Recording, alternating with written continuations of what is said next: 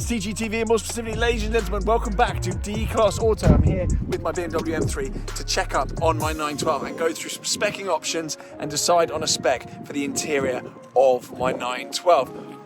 You've been dragged along again, haven't you? Quite literally dragged along. Yeah. Dragged along by me and by that creature on the floor there, showing everyone his bum. Lovely stuff. Let's go inside. We're going to go through all the options basically, and I'm going to decide here and now today on an interior for my 1966 912, which is quite exciting. Okay, yeah, good. Are you excited? Yeah, I can't wait. I have a cute outfit today. Yeah, cute outfit today. There we go, noted. You see the bag as well? Good over, yeah. Great, good stuff. Right, let's get on with it. Okay, so here we go. Here at D-Class, and my car is in the bay already, ready to go. I think as if on cue. Looking busy. Got Dave there.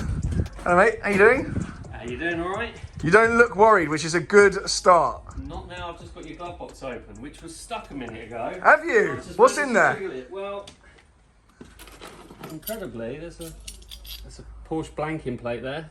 And I like that. I could hear jingling, but sadly it's not money. Is that an aux lead? It is. Chaos! It is. And some old nuts and bolts, of no value. I was going to say though, with that little plate and an aux lead, the car's value's just doubled. Wow, I'd say so. What is that? A blanking plate. What's that for? Probably went over where that was originally before they made that a bit bigger and stuck that in. Do you reckon that's apart from the 60s or? No, sadly not. I'll put it on eBay for £1,000 anyway. Well, let me know. yeah, I'm sure you'll do all right out of it. Yeah, I'll sign the back of it as well. Yes. You're worth $1 million then. Right, I'm not going to come too close to you. No problem. COVID and whatnot. So, we've had prior discussions with the car. We've had a little kind of book of fabrics and whatnot. So we've been chatting about this. But we're just going to go around the car and have a little look and talk about the options that we've gone for. Yep. Because I've taken your kind of lead and your expertise on this. I'm going to go for something slightly different. Not what most people think we're going to be doing. No. There might be some shouting in the comments, but just ignore them. You guys have got a YouTube series now, haven't you? This is actually going to be on the old D-Class channel. There's Harry. You've got a build battle going on at the moment. You've got proper kit. I'm literally just on my phone here. Any brand of phone. Pick the brand of phone this week. I'm not being paid by them actually, which is annoying. So yeah, there's going to be a much better version of this video on the D-Class channel as well. And you're doing kind of a build battle at the moment as well. Quite a cool series. So make sure you go and sub to the channel. Anyway, right, should we crack on then? Yeah. Where should we start? I'll come around on this side actually. This is going to be interactive. Lovely. Lovely job. Well, let's start with some carpet first. I'm going to keep things pretty original. So Yeah. we're going to go with a square box weave carpet. Love it. Pretty much the same sort of hue what was in there. These carpets that you've currently got in here have been fitted later on down the line. A previous kit made by somebody else. They're not original to the car. They're like ham. They're everywhere. Yeah, it is all everywhere. It's not that good quality. It kind of fits where it lands. It's had its use and it's had its time. It's everywhere. Yeah, we'll be starting well to get rid of that, that's for sure. Yeah, absolutely. So we're going to go box stitch, is it called? So the carpet, yeah, square weave box Lovely. carpet, and then the That's leathers. So Yes. So a bit of discussion.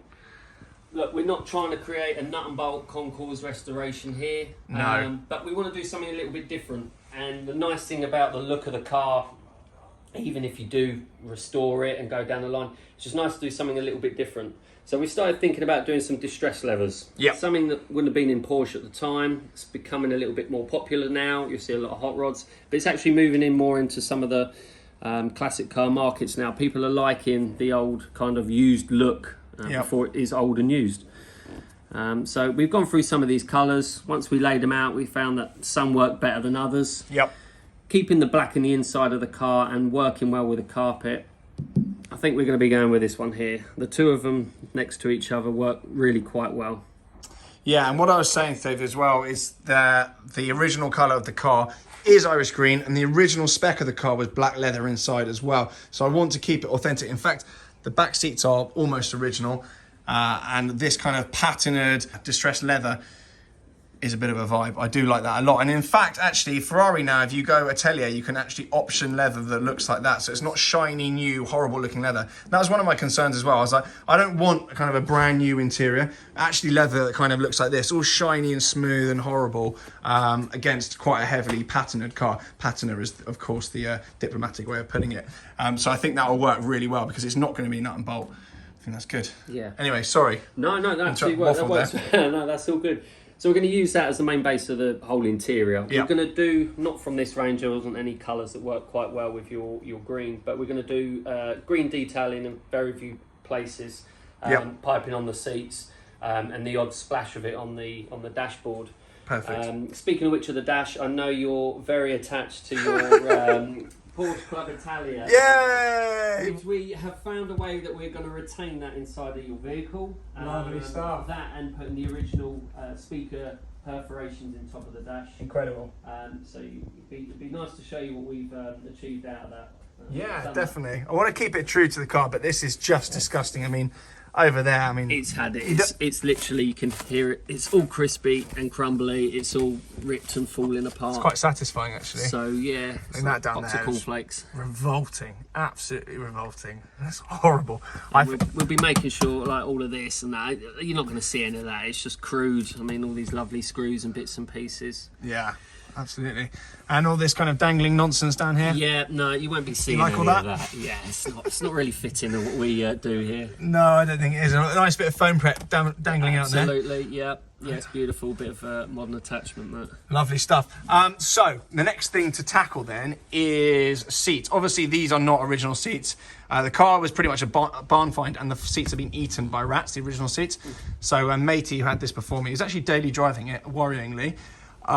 He put these in at cheapest cost available, I think. Yeah, I mean, yeah. It's you don't need to be nice. Just okay, say how it is. They'll be doing it in the comments. They're not any good to the car, No. but you know, if we work into what we got here, Yep. you know, original Porsche seats now, they're very, very expensive. You're likely to have to rebuild them anyway. There is other aftermarket seats. Again, they're quite large on cost.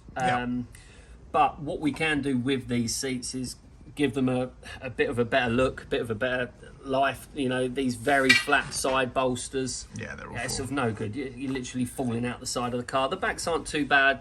Wobbly stitching and piping and everything that's on them at the moment. It's like a Cornish pasty, as you said earlier. Absolutely. I like that. Yeah. So we'll be changing that out. And then to add to it, what we're going to do is going back to a little bit of heritage of Porsche. We're gonna do something a little bit different, a little bit fancy for the seat centers. Something that's original, you know, to a Porsche, but wouldn't have been around at the time of this. We don't want to do houndstooth and this, that, and the other, which everybody else has done. Yeah. But something that's true to the car, but very tastefully done. Yeah, and that, we had those discussions early on, and you said, you know, the World and its dog are doing houndstooth, and whilst it is a thing, I think there's going to be more cars with houndstooth than without fairly soon. Yeah. And green on tan again, whilst I did like it, I'm getting a little bit bored of it as well. So I have actually erred away from that, and you strongly agreed with that. I think you were quite relieved when I said, look, I don't want green and tan, I don't want houndstooth, I want all that jazz. So absolutely, yeah. I mean, not knocking it. I mean, it's not absolutely beautiful. It's I love stunning, and it is being done so much now. It's nice to go, let's stop for a minute, let's look at doing something a little bit, not as original, going to keeping it the black, but keeping it as right to the car, but something different, you know, doing the distress. And as you say, it's something that was coming around now as well. Absolutely. And you said there's going to be some green detailing in it, so we're going to leave a little bit of a surprise element, and there's going to be some funky laser stuff with the leather as well. So we're not going to give too much away. But we're going to do some experimental stuff here, something that you're kind of quite looking forward to getting to grips with. And then in the back here, then I guess it's more of the same. These seats, I likened it to earlier as an air brake. So when you're coming along, they kind of fold down. There we go. We've got an active demo going on right there. So when you put the brakes on, that just folds down. Something a bit more than Velcro. There is a strap missing. And straps missing and whatnot. I mean, it's all a little bit tired. I don't know if you can see through there. It's just it's a complete mess. Yeah. Shock. But that will all be sorted out as well, so all quite exciting. One final thing then was the headliner. We discussed that briefly. There's something you can do to make it slightly less creased. To do it all properly, the glass needs to come out and whatnot. Correct, yeah. And that is not a task at the moment. So you're going to apply a steaming technique to kind of make it less creased and whatnot. That's right. These are obviously hell. We could laugh at these. I don't know what has happened. Your one over there, I mean, what's in there? Yeah, I mean, there should be a foam which normally just disintegrates again over time. You can hear it again. It's just crunchy. It's just knackered. And normally what happens is it's come from a climates where it's either heat or it's cold, or you know, the differences in between, and it just slowly just crumbles down over time. You know, the car's probably sat outside a lot of the time. Yeah, it has. Yeah, the previous owner left it outside, which was nice and helpful. So, but the headlining on the whole is not too bad. It's not been drooping changed on my head. No, so it's okay. It's not the original one to the car. It has been changed, hence why the fit of it isn't perfect. No. So we'll tidy up what we can by using steam and stuff to shrink the liner back. Yeah. But if you go down the route and you get the bodywork done later down the line and they remove the windows, then we can attend to that, and then just to neaten it up and touch it around, pull it around a little bit in places and put some better tension into it. Perfect. I mean, it's good luck polishing this turd, to be honest with you. Yeah. It's, We'll make it completely different. I was going to say you might have seen worse, but I'm not sure you would have done. Door cards as well, just whilst they're in shot. You know, they've seen better days. They have, yeah. Again, all the elastic cord inside of the door pocket's gone. Yeah, the handle it's all cracked. The door woods are all blown. Again, all of the finish to the underneath of the metalwork here has completely had it. Screws missing, wrong screw.